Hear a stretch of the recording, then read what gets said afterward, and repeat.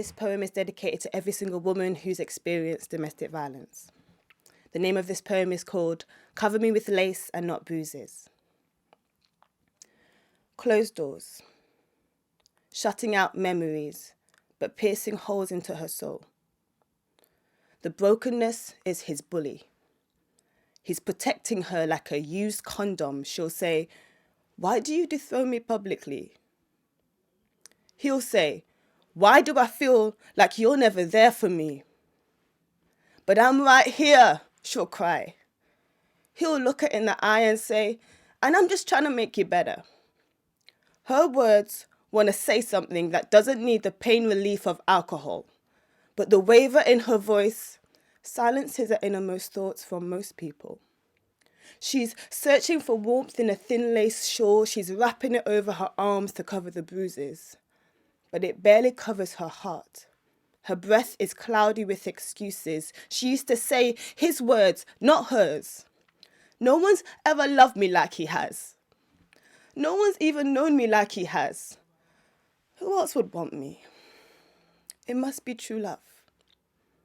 She waited for this to make sense to her while he convinced her with scripture. She was disobedient in the act. Every doubt he saw in her, he took as a fact. She became a bad actor, not knowing character, but looking at the face paint that her bruises made and feeling the bumps and hills across her face. Still, she will have dinner on his plate, bang on 8. Hands molding children out of dumplings, French kissing with lasagna, passion heating up in the oven, ready for when he came home. But when he came home, she was still alone. He would aim words like nuclear weapons. They would feed off each other's negative emotions. He would give revenge as if giving good lessons. Don't tell me, married people don't get raped. Hatred, overcoming love in a race of pride.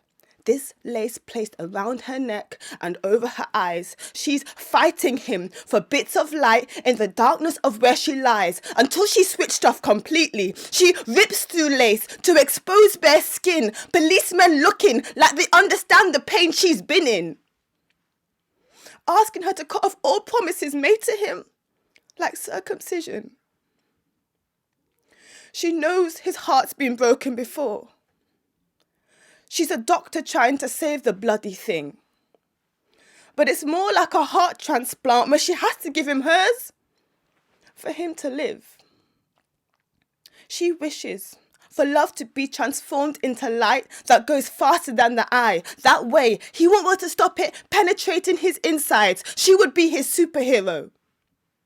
Because as a little girl, her fantasies defied gravity. Now gravity pulls her down into black holes of confusion. The concussion has gone to her head and she's too dizzy to consider her future. She can't stay. She'll be destroyed. She can't leave. He'll be destroyed. The choice she's been trying to avoid making for 5 years. And it's no easier to make 5 years later. She despises freedom. As she fights with it under her duvet, her voice sounds to her like an out-of-tune choir, but it tells her to forgive. It says next time, look into your own eyes. Instead of believing somebody else's lies, that is the only way you will find freedom when you're alone.